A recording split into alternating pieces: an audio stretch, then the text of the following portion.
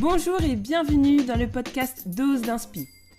Je me présente, moi c'est Nadine et je suis là pour t'apporter ton carburant quotidien pour te booster à aborder sereinement ton entrée dans la vie active.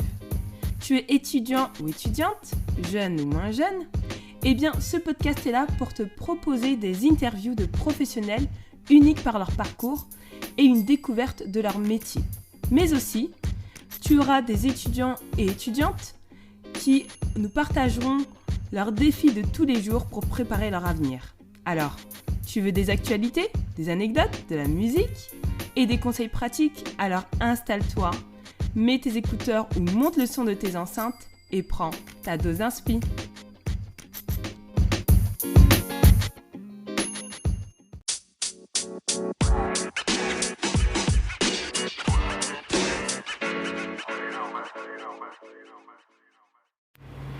Salut Lies. Salut. Comment vas-tu? Ça va, toujours ça va. Bon, est-ce que tu peux nous dire où on est là actuellement? Alors là, on est dans la pâtisserie où je travaille depuis peu, enfin, où je prépare en tout cas l'ouverture. C'est la pâtisserie qui s'appelle Le Roi et l'Oiseau à Saint-Denis. Oui. Donc c'est une pâtisserie artisanale où je fabrique et je fais tout moi-même. D'accord. Top.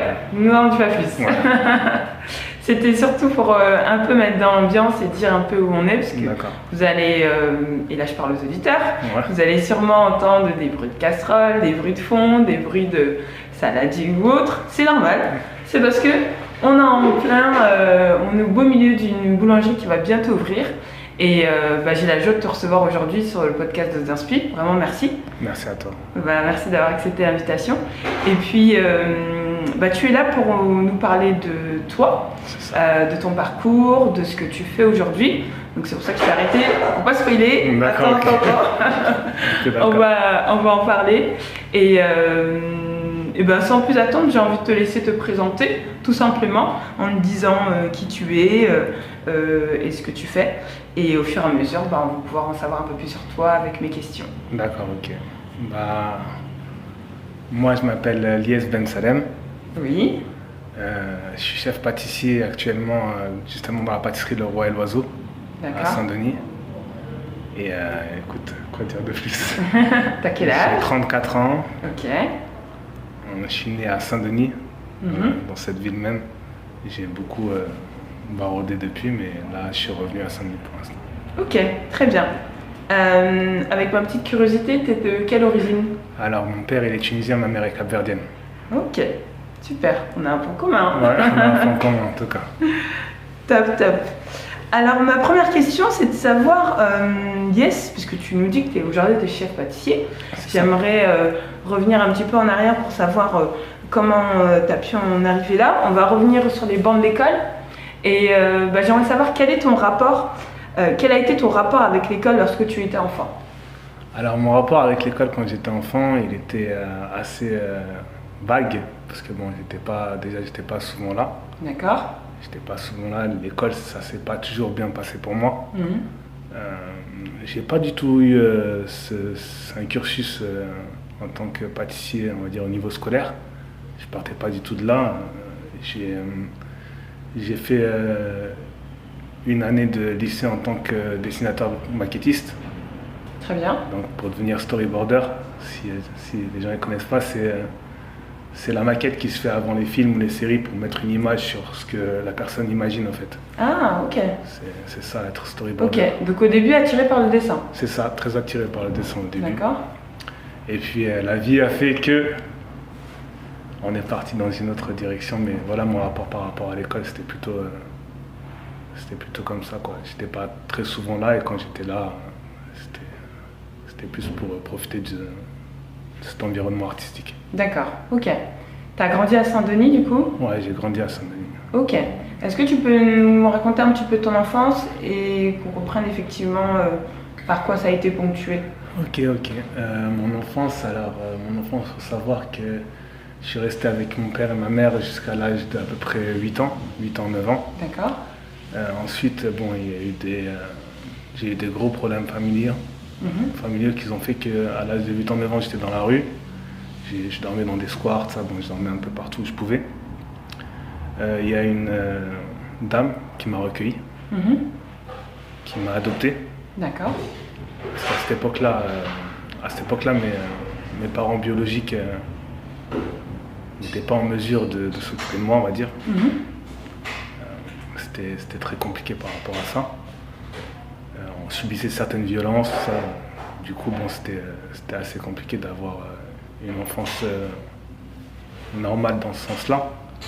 Heureusement, je suis tombé sur une bonne personne qui m'a pris sous son aile, qui m'a adopté, qui m'a offert une famille, qui m'a offert un cadre de vie assez chaleureux.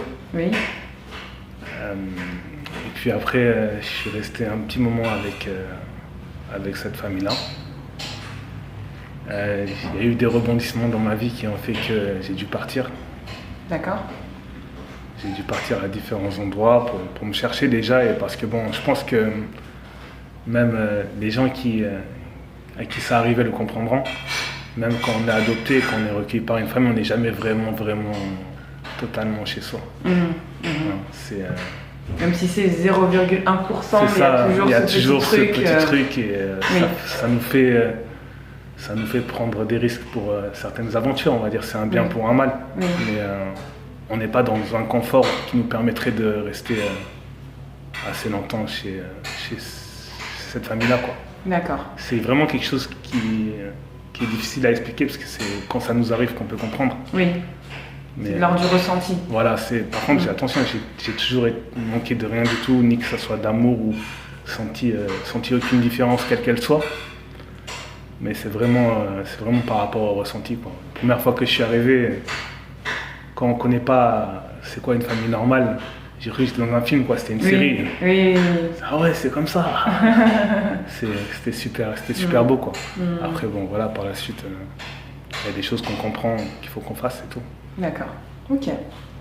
Et tu considères que, du coup, avoir été adopté, c'était comme un peu une perte de repères, ou plutôt, au contraire, c'est ce qui t'a sauvé? Une perte de repères à cet âge-là, oui. D'accord. À cet âge-là, forcément, oui, mais je pense que sans ça, en fait, on peut pas associer, on peut pas enlever la douleur de certaines choses qu'on a en retour, en fait. Je pense que dans la douleur, il y a toujours quelque chose, un gain qui nous est donné. Oui. Après, c'est mon avis à moi, mais je pense pas que la douleur, elle arrive comme ça et puis il n'y a rien à en tirer, quoi. Je pense pas que c'est comme ça. Je pense que il y a toujours une leçon, des qualités qu'on en tire, des choses qu'on en tire. Du coup, une perte de repère sur le moment, oui, mais un gain sur la personnalité, la confiance en soi, l'endurance dans l'effort aussi. D'accord. L'endurance dans l'effort, parce qu'on apprend justement que cette douleur-là, elle n'est pas infinie. Que si on reste objectif et si on reste concentré, il y a toujours quelque chose qui arrive à terme, justement. Que ça mette 1 an, 2 ans, 3 ans, quelle que soit la douleur, même si elle est grande, il y a toujours quelque chose qui vient à terme. Ouais. Ok. C'est très clair. Ouais. C'est très très clair. Donc tu continues ton petit bout de chemin. C'est ça. Tu grandis du coup au sein de cette famille. À un moment donné, tu dis que tu t'en vas. C'est ça, je m'en vais. À ce moment-là, tu t'en vas où? Alors, il faut savoir que j'ai une grande sœur. Oui. J'ai qu'une grande sœur, même père, même mère. Mais j'ai plein de frères et sœurs et plein de... D'accord. Et j'ai toujours été... parce qu'on a été liés par les épreuves, justement. J'ai toujours été lié à elle par rapport à beaucoup de choses, et un lien assez fort. Mais elle est partie aussi très tôt. D'accord. De la maison. Elle est partie pour ses aventures à elle. Elle s'est retrouvée aux États-Unis pendant un petit moment. Bon, elle était en prison là-bas. C'était assez compliqué pour elle et je devais la rejoindre, justement. Mais bon, pour la rejoindre, il faut faire de l'argent. Pour faire de l'argent, il faut travailler. Oui. Et pour travailler, quand on est à l'école, c'est pas facile. Du coup, il faut quitter un peu. Il faut essayer de se chercher par soi-même. Du coup, j'ai commencé à me chercher. J'ai travaillé à Marseille. D'accord. J'ai travaillé à Londres, tout en étant sans domicile fixe. Parce que j'avais pas de quoi pour ça, tout simplement. Mais je me cherchais, je continue à me chercher par différentes épreuves. En résumé, si on pourrait appeler ça un chapitre, c'était un chapitre d'aventure. D'accord. D'aventure et de recherche. Recherche de soi. De soi, Oui. recherche de soi et d'accomplissement par rapport à mon projet de retrouver ma sœur.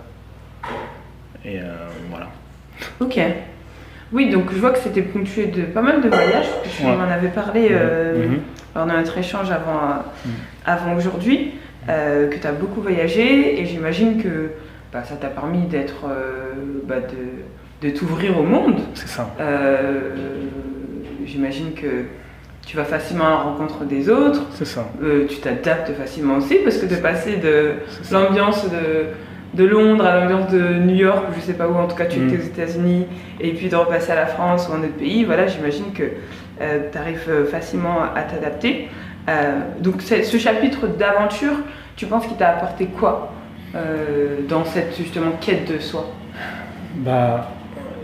Déjà il apporte le fait de ne pas avoir peur.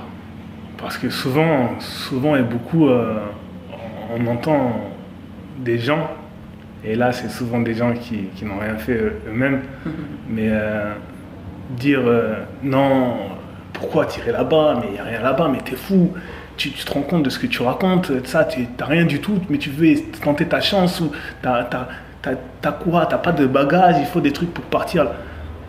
Tout ça c'est faux. La vérité c'est que faut pas écouter les gens. La vérité c'est qu'il faut même pas avoir peur. Moi j'ai 2 enfants aujourd'hui, depuis qu'ils sont petits, je leur apprends une des bases essentielles de l'éducation que je leur donne, c'est d'enlever ce sentiment de peur qu'on nous met en nous quand on est petit, et petit à petit quand on grandit, et qui enlève un bout de confiance en soi. Et tout ce qu'on fait, si on le remarque et si on est objectif, quand il y a de la peur dedans, c'est diminué. Si, je sais pas, moi je dis n'importe quoi, vous apprenez à faire un salto de main, mais que vous avez peur en sautant, forcément vous n'aurez pas la même énergie pour tourner dans les airs et pour accomplir votre salto et pour réussir. Si dans n'importe quoi, même dans un combat, un coup qui est donné avec de la peur, c'est un coup vide, quoi. Il n'y a pas de force dedans. Et c'est pareil pour tout. Un saut, c'est la même chose pour un saut qui est fait avec... La peur, c'est vraiment quelque chose qu'il faut enlever de nous-mêmes. Et je pense que le fait d'avoir été dans une situation où j'ai jamais eu de zone de confort, vraiment, et j'ai toujours été poussé à mes limites, on va dire, entre parenthèses, à être au dos du mur, ça m'a appris qu'en vrai, c'est un sentiment vraiment c'est de l'illusion, quoi. C'est pas un vrai sentiment, c'est juste quelque chose qu'on nous met dans la tête. Parce que quand on est sur le fait accompli, tout roule. Oui, on se dit c'était ça en fait. Voilà, c'est ça. C'est compliqué, je ne vais pas dire que c'est pas compliqué. Oui, c'est dur forcément. Mais c'est ça en fait, c'est la vie, quoi. C'est tenter, essayer et des fois réussir. Donc oui, ça m'a appris ça m'a apporté aussi beaucoup de confiance en moi. Et comme tu l'as dit, d'aller vers les autres.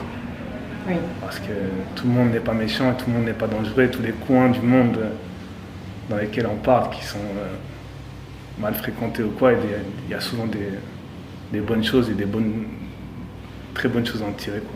D'accord. Ok, super. Tu continues ton petit bout de chemin. Est-ce qu'après ça, tu reviens en France? Après ça, en fait, j'étais SDF pendant un petit bout de temps à Londres. C'était assez compliqué. J'ai trouvé du travail là-bas. En fait, j'étais parti parce qu'on m'avait dit qu'il y avait l'armée anglaise recrutait à partir du moment où on avait un passeport européen. Oui, d'accord. Mais une fois arrivé là-bas, j'étais parti là-bas avec 50 € vraiment à l'aventure, ça passe ou ça casse. Et une fois arrivé là-bas, ils m'ont dit que non, en fait, il fallait une carte de résidence sur le territoire anglais de plus de 5 ans. Ah oui. Donc il fallait que je rebondisse forcément sur quelque chose. Je suis resté là-bas longtemps en travaillant à Shepherd's Bush Market. C'est un quartier là-bas pour ceux qui connaissent, avec beaucoup de fast-food, tout ça. D'accord. J'ai travaillé là-bas, je montais des frites et des produits congelés de la cave jusqu'au labo, enfin où ils préparaient leur manger. pendant un petit bout de temps. Je dormais même des fois dans des McDo, j'attendais que les gens ils finissent leur plateau pour manger des frites derrière eux. Et petit à petit, j'ai pu revenir en France. J'ai jamais voulu qu'on m'aide ou quoi, parce que bon, je pense que c'est un défaut que j'ai, hein. Je pense que c'est un défaut que j'ai, c'est un défaut qui va avec aussi le vécu. Je pense que le fait d'avoir vécu beaucoup d'épreuves seul, oui. ça a créé quelque chose en moi qui a du mal à demander aux autres, en fait. Je donne beaucoup, mais je demande très peu aux autres. Ok, Lies. Du coup, tu es resté combien de temps à Londres? Je suis resté à peu près une année. À peu près, une année, ok. À peu près. Où tu as pu effectivement faire différents boulots pour en tout cas pouvoir rassembler suffisamment d'argent pour revenir en France? C'est ça, pour revenir en France et pour pouvoir un peu rouler après, quoi. Oui, d'accord. Pas être dépendant de toujours quelqu'un ou quoi, c'est un peu naze. Je vois. Oui, tu tiens à cette indépendance et cette autonomie. Exactement. Finalement. Ouais, c'est ça. Une autonomie. Quand tu arrives en France, du coup, qu'est-ce que tu entreprends? Qu'est-ce que tu fais? Alors, quand j'arrive en France, comme tout le monde, je suis quelqu'un qui, des fois, fait des bêtises. Hein. T'arrives. Du coup, bon, j'ai été tenté par faire une escroquerie, on va dire. D'accord. Plusieurs escroqueries, en vrai. Sans rentrer dans les détails, c'était un truc avec American Express, c'était des cartes, tout ça. Des trucs pas graves, pas très graves, mais qui m'ont ramené en prison en tout cas. D'accord. Qui m'ont ramené en prison, pas pendant longtemps. J'ai fait quoi? J'ai dû faire 7-8 mois. D'accord. 7-8 mois. À la suite de ça, je suis sorti. Bon, comme je pouvais plus faire l'armée normale, on va dire, je me suis entraîné pour la Légion étrangère. D'accord. Je me suis entraîné très dur, très très dur. Parce que faut savoir, c'est pas une armée où on laisse rentrer tout le monde. Ils prennent une personne sur 12 de mémoire. Il y a des gens du monde entier qui postulent, du coup, bon, c'est... Avec des tests physiques, tests physiques, tests psychotechniques, tests médicaux. D'accord, ok. Il y a plusieurs paliers. Et contrairement à l'armée lambda, normale, en fait, il faut savoir que l'armée normale, quand vous passez les tests, vous passez tous les tests et à la fin, ils vous disent si c'est bon et pourquoi vous êtes plus apte à faire ça ou si... Que la Légion étrangère, non, pas du tout. En fait, la Légion étrangère, si vous ne passez pas le test médical, vous êtes renvoyé chez vous. Ok. Et après le test médical, il y a le test physique. Si vous passez le test physique, vous passez le test psychotechnique. Des paliers en fait. Voilà, c'est des paliers et voilà, c'est ça. Donc j'ai réussi, je suis resté quasiment 5 ans. 5 ans en tant que combattant en Légion étrangère. Ouais. D'accord. Donc tu es allé à l'étranger? C'est ça, je suis parti beaucoup à l'étranger. Quel pays tu as fait? Alors, j'en ai fait beaucoup de pays. J'ai fait le Centrafrique, j'ai fait le Mali, j'ai fait la Guyane, j'ai fait Djibouti, j'ai fait la Côte d'Ivoire, j'ai fait le Liban, j'ai fait l'Afghanistan, et puis voilà. Ok. Tout ça avec l'armée. Ok, donc 5 années où tu as été en pleine immersion de cette Légion étrangère. C'est ça. Qu'est-ce que tu as appris au bout de ces 5 années et qu'est-ce qui se passe à ton retour? Au bout de ces 5 années, on apprend des choses.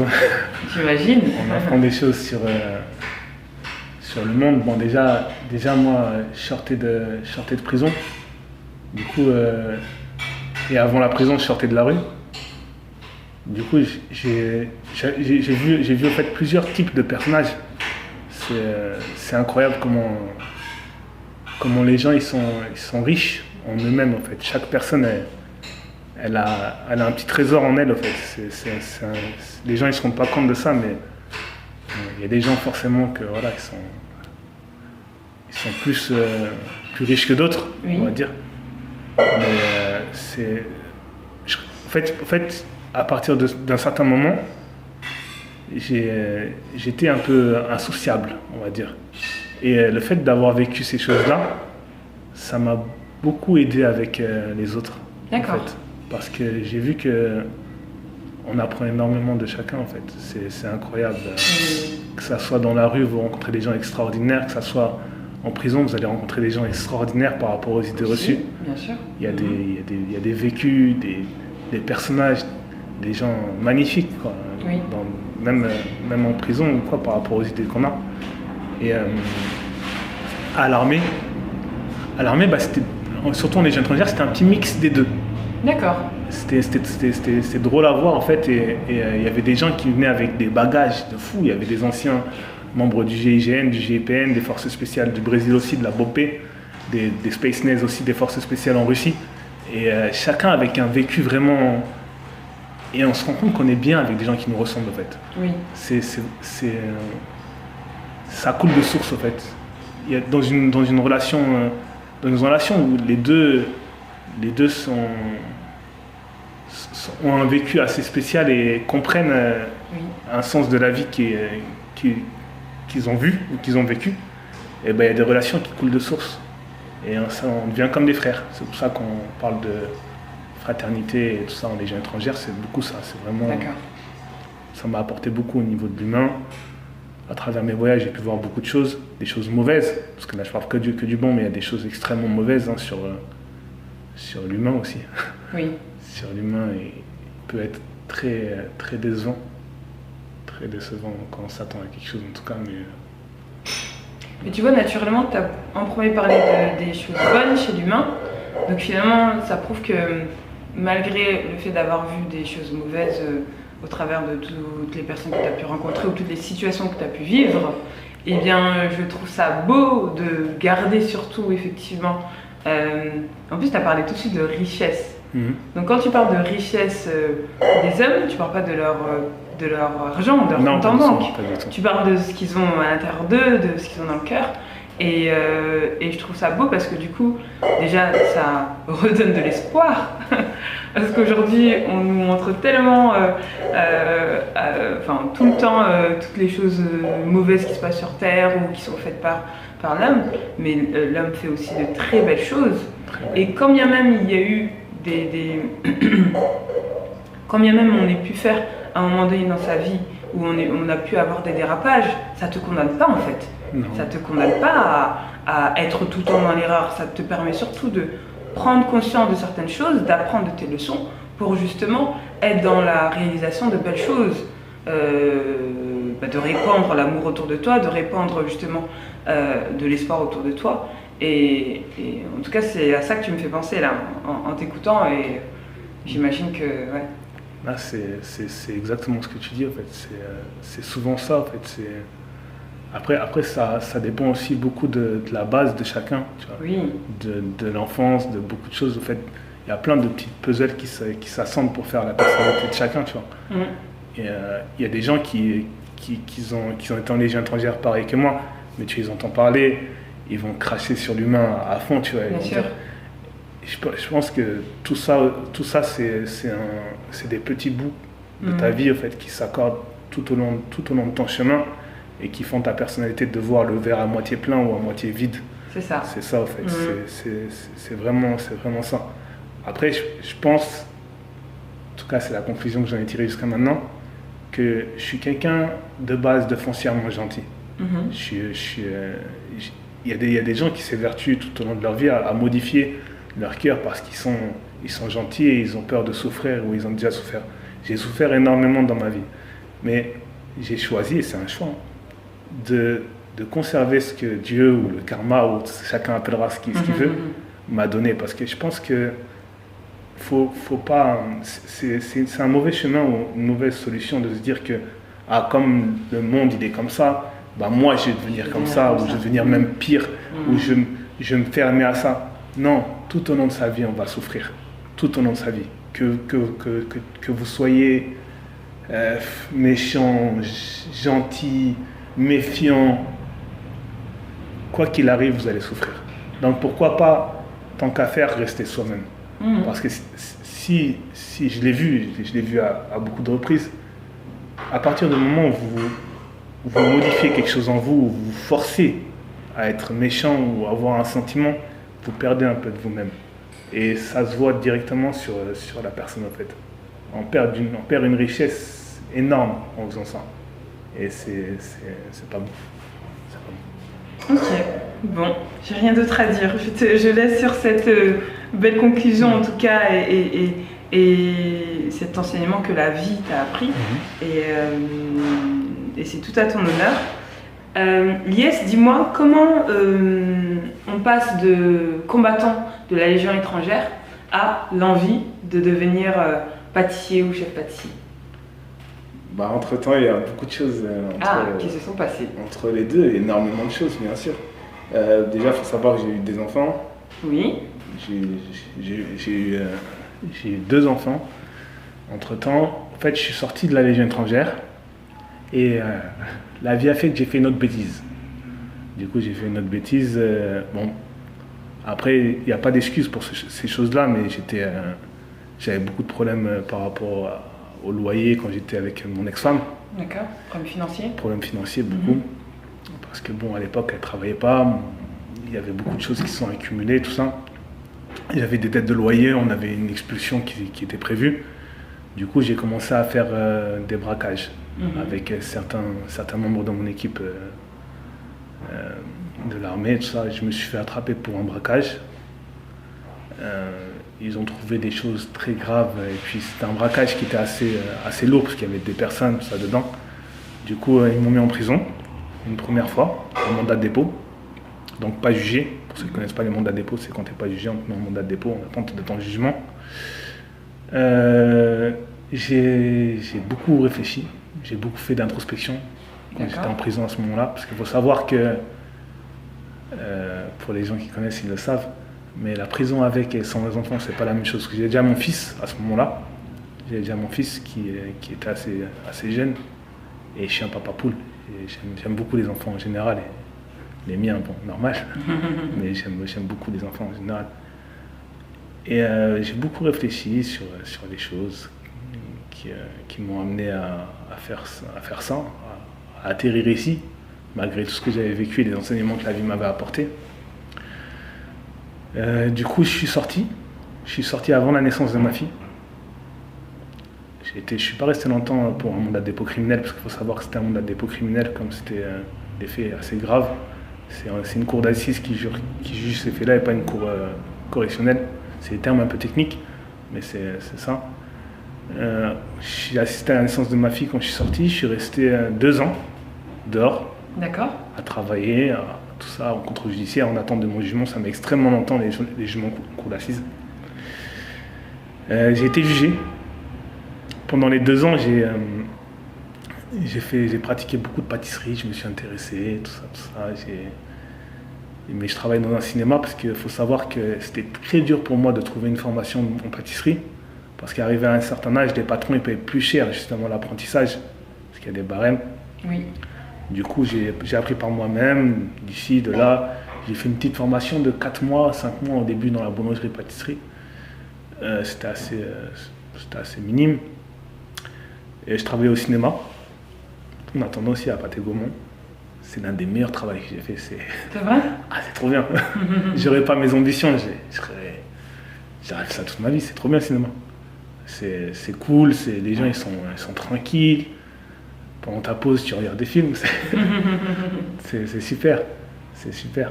Et voilà, j'ai fait ça comme boulot. Après, je suis passé en jugement. D'accord. Je suis passé en jugement. Le procureur a demandé 10 ans.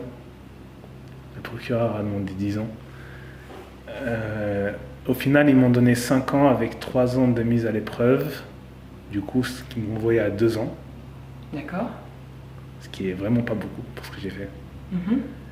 Je suis reparti en prison, donc. C'est triste, ça m'a rendu triste, parce que je m'étais dit, j'avais un petit espoir, même si les faits étaient graves, que pendant 2 ans, si je m'étais bien comporté, tout ça. Il faut savoir que tous les mois, toutes les semaines, je signais au commissariat. C'était un contrôle judiciaire très strict. D'accord. Tout était bien, mais bon, ils m'ont quand même renvoyé en prison. Ça m'a cassé un peu dans mon truc, mais je l'ai pas lâché. D'ailleurs, s'il y a je le donnerai le lien du podcast à des amis à moi qui étaient en prison avec moi. D'accord. Parce qu'en prison, je faisais des pâtisseries. Je faisais des millefeuilles en prison. Je les distribuais aux surveillants, à ça. J'ai fait de très belles rencontres, encore une fois. C'était ma dernière peine, mais j'en garde de très bons souvenirs. J'ai beaucoup évolué, même d'un point de vue psychologique. Oui, parce que finalement, t'avais déjà initié des choses par rapport à la pâtisserie, et t'as continué là-bas, tu t'as pas été fataliste en disant mince, tout est terminé. Non, bah non. C'est ce que je disais tout à l'heure, ça m'a appris l'endurance justement. D'accord. Dans mon vécu passé, donc sur ça c'est bien parce que chaque fois qu'il arrive un truc aussi grave soit-il, on sait que c'est rien, ça se finira un jour. Et du coup je suis sorti de prison. J'ai commencé à vraiment m'intéresser à l'aspect professionnel, vraiment. Toujours il y avait personne qui voulait me prendre en apprentissage. Alors j'ai commencé à faire quelque chose de pas bien, je tiens à le dire, c'est pas bien, mais c'est une solution quand même. J'ai falsifié des conventions de stage pour pouvoir m'approcher et avoir une expérience. D'accord. J'ai fait beaucoup, je faisais énormément de conventions. J'en imprimais. D'accord. Et voilà, j'étais pas payé, mais j'y allais quand même. Bon, il y avait les petits, il y avait mes enfants à assumer derrière, ça c'était assez compliqué. C'était un moyen pour avoir un droit d'accès à des stages dans des boulangeries qui te permettent de mettre en pratique ce que tu apprenais. C'est exactement ça. Parce que bon, je connaissais la pâtisserie, mais voilà, j'avais pas de vraies compétences pour dire je postule en tant que pâtissier, quoi. Oui, tu avais besoin d'avoir cette immersion dans le monde professionnel de la pâtisserie. Bien sûr. Du coup, bon, j'ai distribué mes conventions.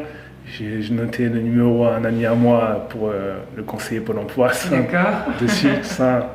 Et puis voilà, il signait mes conventions, je faisais des 2 semaines, 3 semaines, c'était pas rémunéré, mais j'apprenais, je rentrais le soir chez moi.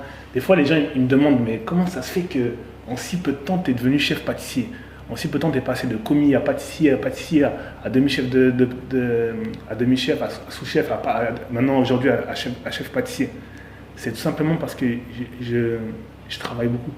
Oui. Je travaille énormément. En fait, c'est ce que je disais à mon apprenti la dernière fois. Je me repose jamais. Je fais des siestes, mais jamais des nuits. Une fois que même avant, quand je commençais mes stages, une fois que j'ai arrêté, je rentrais chez moi et je bouquinais sur la chimie des produits, sur ceci, sur cela. Pourquoi le point de fusion du beurre il est à ce niveau-là et pourquoi ça. Des documentaires chiant, mais chiant sur des trucs, mais il y a toujours des petites choses à en tirer. Oui.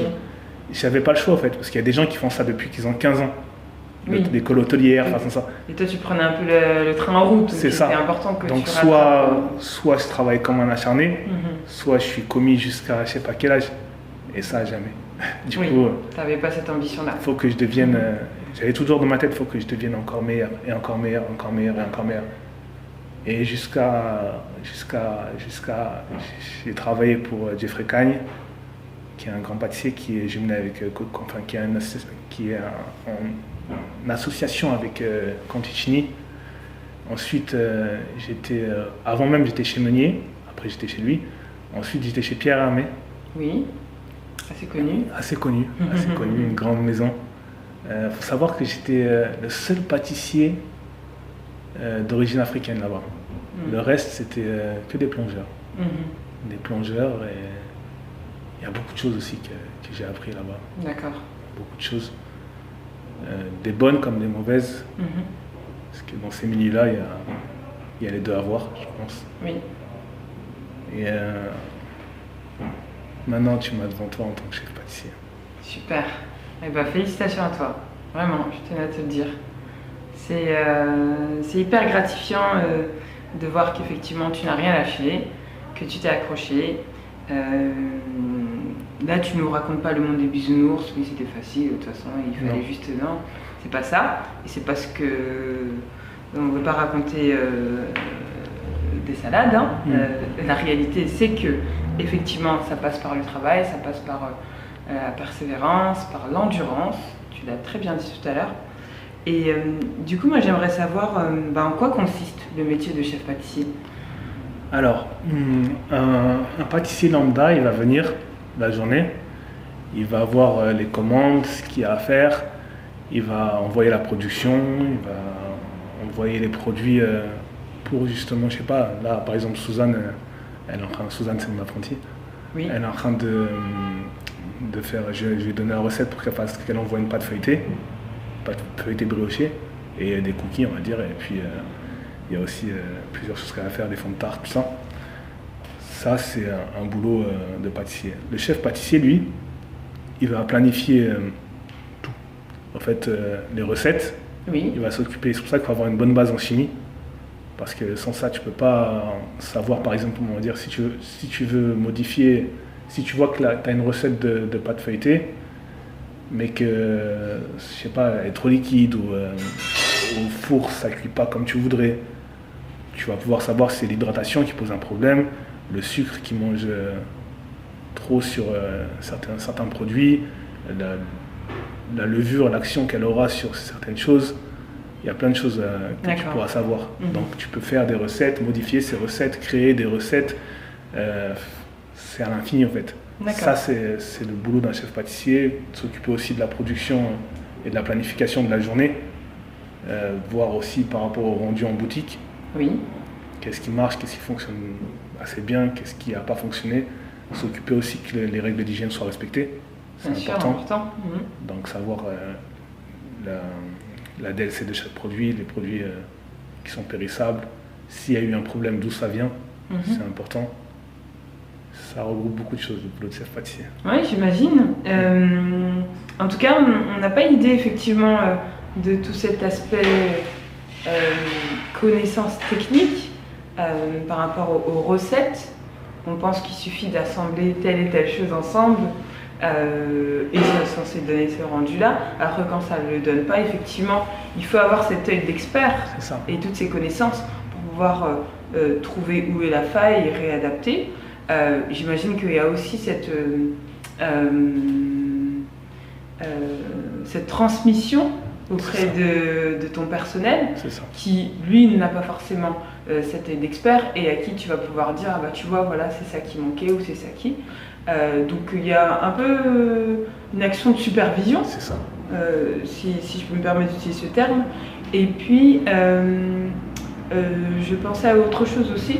Est-ce que en tant que chef pâtissier, s'il te manque du personnel, c'est toi qui recrutes, c'est toi qui... D'accord. C'est moi qui recrute, c'est moi qui recrute Suzanne, c'est moi qui m'occupe de mes recrutements, de mes entretiens, c'est moi qui vois ce que j'ai besoin. D'accord, ok. Et là, pour l'ouverture de... Parce qu'on y est en plein dedans, pour l'ouverture de ta boulangerie, c'est toi qui as aussi pensé à l'aménagement de la boulangerie? Comment tu vas agencer telle et telle chose? Ou là, c'est plus le gérant? L'aménagement technique, oui. Ce qui est au laboratoire. L'aménagement boutique, non, c'est pas moi. D'accord, ok. Donc, on va dire ton point de travail, en tout cas, ton lieu de travail, c'est le labo.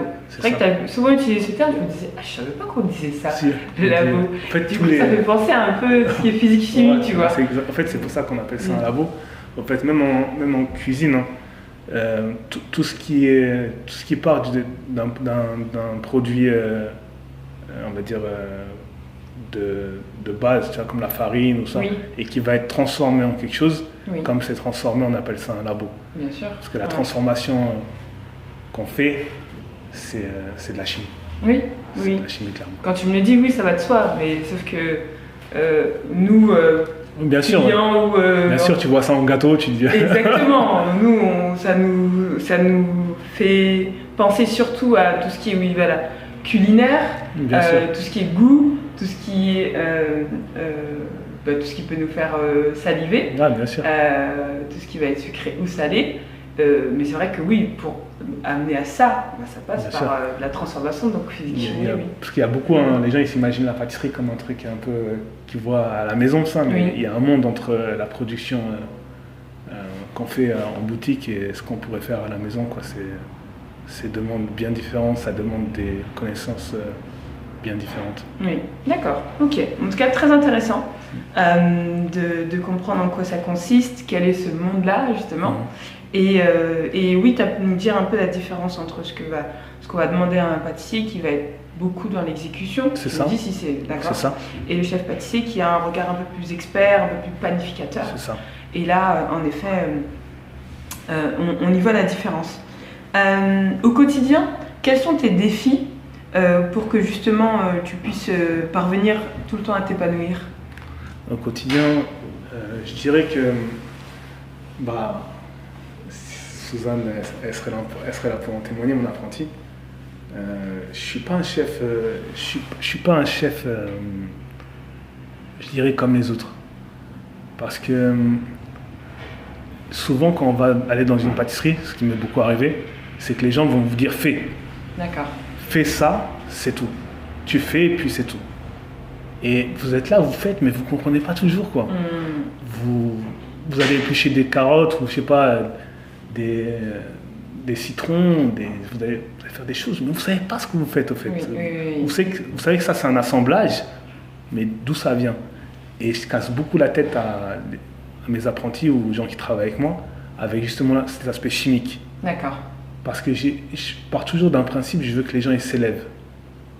Faut prendre en compte toujours ces choses-là. Moi, mon défi dans cette vie, c'est ça. C'est demain, si je ferme les yeux sur ce monde définitivement, en vrai, qu'est-ce qui restera? Et c'est pas... Oui, ok, j'aurais créé des gâteaux, d'accord, mais la vraie chose qui restera, c'est les choses que vous allez laisser aux gens et qui vont laisser eux-mêmes. C'est ça la vraie richesse en soi. Complètement. C'est de se dire, peut-être qu'elle sera un jour chef. Une future chef pâtissière. Une future chef pâtissière et peut-être qu'elle ouvrira sa boutique. Et peut-être, bon après j'ai mes projets à moi et je m'en approche, Dieu merci, chaque an et chaque année et chaque heure un peu plus. Et je les réaliserai quoi qu'il arrive. Mais c'est bien de les dire ça, c'est bien. Super. Et j'aime bien ce que tu dis parce qu'il y a ce côté effectivement de transmission, il y a ce côté apporter de son savoir-faire aux autres qui eux-mêmes auront le goût, l'envie d'apporter à d'autres, etc. Et c'est un cercle vertueux. Et d'aller vers ça, c'est formidable. Est-ce que tu as des exemples de moments peut-être un peu plus difficiles dans ce que tu apprends en tout cas dans la pâtisserie, soit pour toi, soit pour les autres, ou à un moment donné, peut-être tu as dû tendre la main, tu as dû relever une autre personne, ou toi-même c'était difficile, donc il a fallu peut-être que, je ne sais pas si c'est ton fonctionnement, que tu te mettes dans une bulle pour après reprendre du galon. Est-ce que tu as des exemples? Dans la pâtisserie? Oui, dans la pâtisserie. Bien sûr, j'en ai plein. J'en ai énormément. Jeffrey Cagne, qui est un très bon chef, sans lui faire de pub. Oui. C'est rare de voir un chef qui se met au niveau des gens du bas et qui leur apprennent. Ça m'a beaucoup aidé. D'accord. Ça m'a beaucoup aidé aussi. Il nous laissait faire beaucoup de tests. Oui. C'est dans ce métier-là, s'il y a des gens du métier qui écoutent, c'est que par ça qu'on apprend. C'est que des tests. Tests, on va foirer, vous allez foirer. Vous allez faire des fois des trucs mais dégueulasses, des trucs qui tiennent même pas. Et après vous allez comprendre parce que vous étudiez à côté la chimie du produit, pourquoi ça, et vous recommencez. Et c'est comme ça qu'on atteint un bon niveau. Très bien, très bien. J'ai l'impression que tu as eu des exemples aussi qui t'ont inspiré. Tu as rencontré des personnes qui ont pu effectivement te montrer un chemin qui était inspirant pour toi et qui t'a permis toi aussi face à telle et telle situation de réagir de cette manière. Est-ce que tu aurais... est-ce qu'il y a eu une rencontre ou des rencontres qui t'ont donné cette dose d'inspi qu'aujourd'hui tu pourrais en parler facilement parce que tout de suite c'est ça qui te viendrait en tête? Il y en a plusieurs. Il y en a plusieurs? Il y en a plusieurs. Déjà il y a ma mère. Oui. Il y a ma mère déjà... Quand vous voyez une personne qui est capable de se lever tous les matins pendant 20, 25, 30 ans à la même heure pour faire un travail vraiment difficile, elle est toujours aide-soignante, sans se plaindre, qui rentre chez elle pour nourrir des enfants et un enfant qui n'est même pas de 500 ans. Sans jamais lui faire le reprendre sur de l'argent ou sur des choses qui lui devraient, sans jamais lui faire sentir qu'il est redevable. Oui. Je pense que c'est quelque chose d'impressionnant déjà en soi. Parce que c'est un exemple de bonté déjà. C'est un exemple de bonté et d'endurance dans l'effort. D'accord. C'est de se dire que vous pouvez travailler comme ça chaque jour en vous levant. Et c'est une personne qui est mal quand elle ne va pas au travail. Des fois, moi, je vois des gens qui se disent ah, vas-y. Tant mieux, je suis en vacances. Je suis en vacances. Oui. Mais c'est une personne qui est mal quand elle est malade, quand ça. Moi, je dis mais c'est bon, arrête, tranquille. Ah non, tout ça. C'est incroyable, quoi. Ce genre de choses, pour moi, c'est un grand exemple. Pour moi, même quand j'allais au travail, hein, les gens que vous voyez en général, à 5h, 6h du matin, attention, je fais pas de, comment on appelle ça déjà, de généralité. Oui. Mais c'est beaucoup des Africains, des mamans, des papas, même des gens dans les chantiers qui font des travaux durs, même en plonge, j'en parlais tout à l'heure, dans la plonge ou quoi. Mais tout ça, c'est des doses d'inspi, en fait. Tout ça, y a pas, pour moi, il n'y a pas eu juste une personne. Bon, il y en avait quelques-unes, plus que d'autres. Mais chaque fois que je suis... Pour l'avoir fait, au fait, parce que je vais pas raconter non plus toute ma vie, mais j'ai fait des travaux vraiment très durs. J'ai fait des manœuvres dans des chantiers. C'était horrible. Vous avez les mains quasiment en sang. J'ai travaillé dans la démolition. Et quand vous voyez que vous avez fait ça un laps de temps court et qu'il y en a qui font 25 ans, 30 ans de ça, mais mon Dieu, c'est pire qu'un marathon.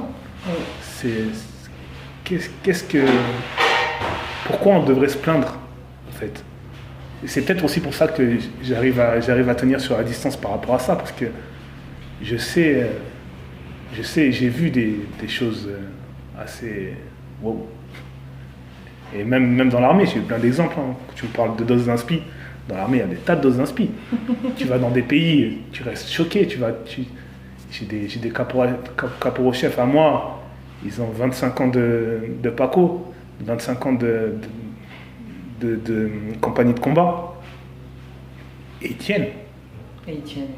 D'un point de vue mental, c'est très dur. Il y a des gens, ils font des 2-3 ans et ils sont sous Stilnox, ils dorment même pas la nuit. Ils deviennent alcoolos et ils se suicident par la suite.